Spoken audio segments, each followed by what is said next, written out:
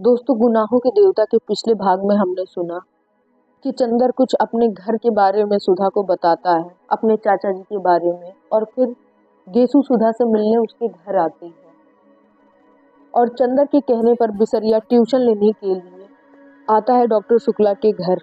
अब आगे एक गम कदे की शाम, मन उदास, तबीयत उचटी सी, सितारों की रोशनी फीकी लग रही थी। मार्च की शुरुआत थी और फिर भी जाने शाम इतनी गर्म थी या सुधा को ही इतनी बेचैनी लग रही थी। पहले वह जाकर सामने के लॉन में बैठी, लेकिन सामने के मौलसिरी के पेड़ में छोटी छोटी गौरैया ने मिलकर इतनी जोर से चहचहाना शुरू किया कि उसकी तबीयत घबरा उठी। वह इस वक्त एकांत चाहती थी और सबसे बढ़कर सन्नाटा चाहती थी, जहाँ कोई न बोले, कोई बात न करे, सभी खामोशी में डूबे। वह उठकर टहलने लगी और जब लगा कि पैरों में ताकत ही नहीं रही तो फिर लेट गई हरी हरी घास पर। मंगलवार की शाम थी और अभी तक पापा नहीं आए थे। आना तो दूर, पापा या चंदर के हाथ के एक पुर्जे के लिए तरस गई थी। किसी ने यह भी नहीं लिखा कि वे लोग कहाँ रह गए या कब तक आएंगे। किसी को भी सुधा का ख्याल नहीं। शनिवार या इतवार को तो वह हर रोज खाना खाते वक्त रोई। चाय पीना तो उसने उसी दिन छोड़ दिया था और सोमवार को सुबह पापा नहीं आए तो वह इतना फूट फूट कर रोई कि महाराजन को सीखती हुई रोटी छोड़कर चूल्हे की आंच निकाल कर सुधा को समझाने आना पड़ा। और सुधा की रुलाई देखकर तो महाराजन के हाथ पांव ढीले हो गए थे। उसकी सारी डांट हवा हो गई थी और वह सुधा का मुंह मुंह ही मुंह देखती थी। कल से कॉलेज भी नहीं गई थी और दोनों दिन इंतजार करती रही कि कहीं दोपहर को पापा ना आ जाए। गेसु से भी 2 दिन से मुलाकात नहीं हुई थी, लेकिन मंगल को दोपहर तक जब कोई खबर न आई तो उसकी घबराहट बेकाबू हो गई। उस वक्त उसने बिसरिया से कोई भी बात नहीं की। आधा घंटा पढ़ने के बाद उसने कहा कि उसके सिर में दर्द हो रहा है और उसके बाद खूब रोई। उसके बाद उठी, चाय पी, मुंह हाथ धोया और सामने के लॉन टहलने लगी और फिर लेट गई हरी हरी घास पर।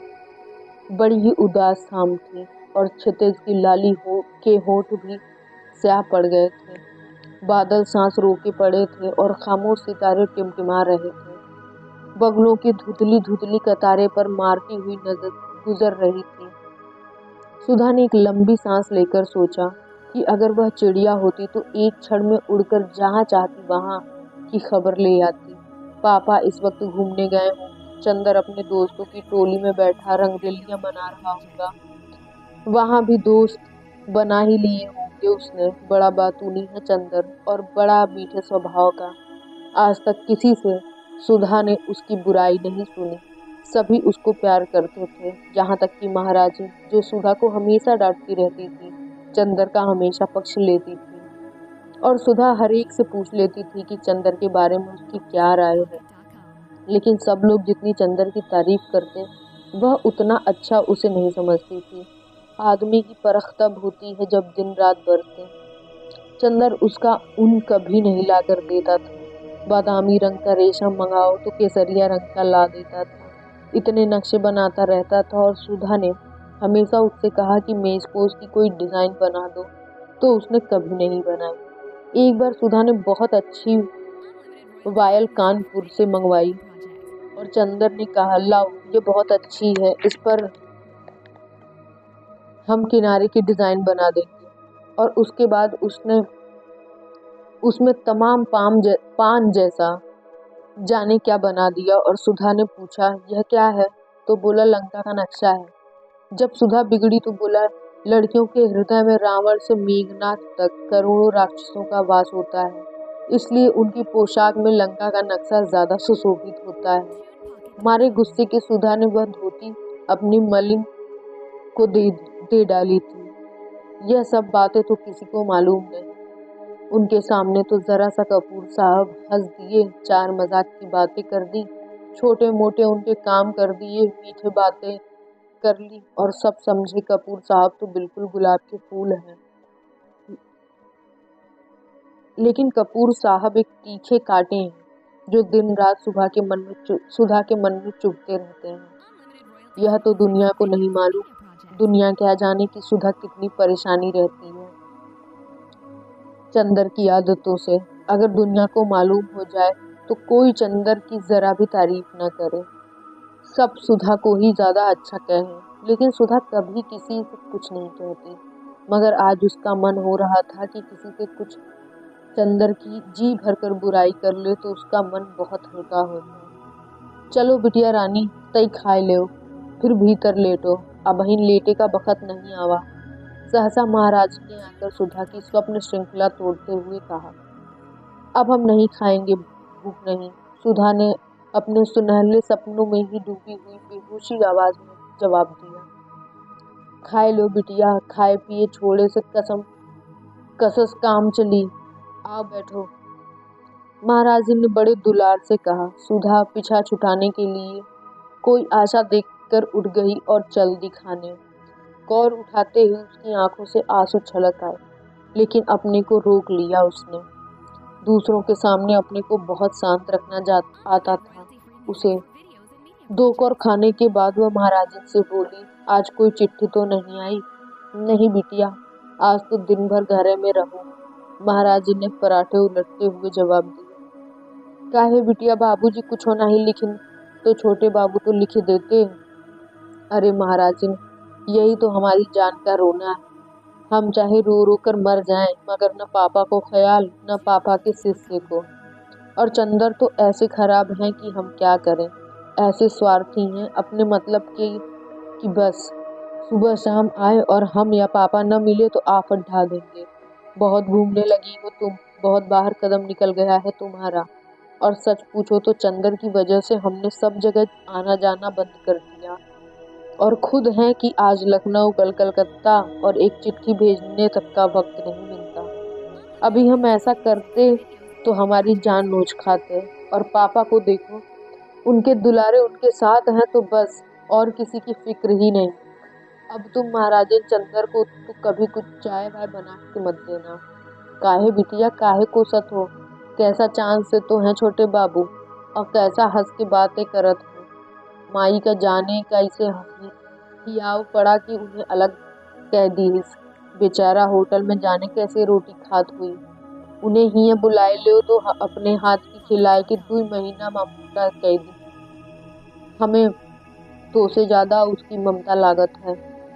बीबी जी बाहर एक मेम पूछत है, यहाँ कोनो डॉक्टर रहत है? हम कहा नहीं, यहाँ तो बाबूजी रहत हैं। तो कहत है नहीं, यही मकान आए। मालिन ने सहसा आकर बहुत स्वतंत्र स्वरों में कहा, बैठाओ उन्हें, हम आते हैं। सुधा ने कहा और जल्दी जल्दी खाना शुरू किया और जल्दी जल्दी खत्म कर दिया। बाहर जाकर उसने देखा तो नील कांटे के झाड़ में टिकी हुई एक बाईसाइकिल रखी थी और एक ईसाई लड़की लॉन पर टहल रही थी। होगी करीब 24-25 बरस की, लेकिन बहुत अच्छी लग रही थी। कहिए, आप किसे पूछ रही हैं? सुधा ने अंग्रेजी में पूछा। मैं डॉक्टर शुक्ला से मिलने आई हूँ, उसने शुद्ध हिंदुस्तानी में कहा। वे तो बाहर गए हैं और कब आएंगे कुछ पता नहीं। कोई खास काम है आपको? सुधा ने पूछा। नहीं, यूं ही मिलने आ गई। आप उनकी लड़की हैं? उसने साइकिल उठाते हुए कहा। जी हाँ, लेकिन अपना नाम तो बताती जाइए। मेरा नाम कोई महत्वपूर्ण नहीं, मैं उनसे मिल लूंगी। और हाँ, आप उसे जानती हैं, मिस्टर कपूर को? आहा, आप पम्मी हैं, मिस डिक्रूज। सुधा को एकदम ख्याल आ गया। आइए आइए, हम आपको ऐसे नहीं जाने देंगे, चलिए बैठिए। सुधा ने बड़ी बेतकल्लुफी से उसकी साइकिल पकड़ ली। अच्छा अच्छा चलो, कहकर पम्मी जाकर ड्राइंग रूम में बैठ गई। मिस्टर कपूर रहते कहाँ हैं? पम्मी ने बैठने से पहले पूछा। रहते तो वो चौक में हैं, लेकिन आजकल तो वे भी पापा के साथ बाहर गए। वे तो आपकी एक दिन बहुत तारीफ कर रहे थे, बहुत तारीफ। इतनी तारीफ किसी लड़की की करते तो हमने सुना नहीं। सचमुच? पम्मी का चेहरा लाल हो गया। वह बहुत अच्छे हैं, बहुत अच्छे। थोड़ी देर पम्मी चुप रही, फिर बोली, क्या बताया था उन्होंने हमारे बारे में? ओह तमाम। एक दिन शाम को तो हम लोग आप ही के बारे में बातें करते रहे, आपके भाई के बारे में बताते रहे, फिर आपके काम के बारे में बताया कि आप कितना तेज टाइप करती हैं। फिर आपकी रुचियों के बारे में बताया कि आपको साहित्य से बहुत शौक नहीं है और आप शादी से बेहद नफरत करती हैं और आप ज़्यादा मिलती जुलती नहीं, बाहर आती जाती नहीं। और मिस डिक्रूज, ना आप पम्मी कहिए मुझे। हाँ तो मिस पम्मी, शायद इसलिए आप उसे इतनी अच्छी लगी कि आप कहीं आती जाती नहीं। वह लड़कियों का आना जाना और आज़ादी बहुत नापसंद करता है। सुधा बोली। नहीं, वह ठीक सोचते हैं, पम्मी बोली। मैं शादी और तलाक के बाद इसी नतीजे पर पहुंची हूँ कि 14 बरस से 34 बरस तक लड़कियों को बहुत शासन में रखना चाहिए, पम्मी ने गंभीरता से कहा। एक ईसाई मेम के मुंह से यह बात सुनकर सुधा दंग रह गई। क्यों? उसने पूछा। इसलिए कि इस उम्र में लड़कियां बहुत नादान होती हैं और जो कोई भी चार मीठी बातें करता है तो लड़कियां समझती हैं कि इससे ज़्यादा प्यार उन्हें कोई नहीं करता। और इस उम्र में जो कोई भी ऐरा गहरा उनके संसर्ग में आ जाता है उसे भी प्यार का देवता समझने लगती हैं। और नतीजा यह होता है कि ऐसे जाल में फंस जाती हैं कि जिंदगी भर उससे छुटकारा नहीं मिलता।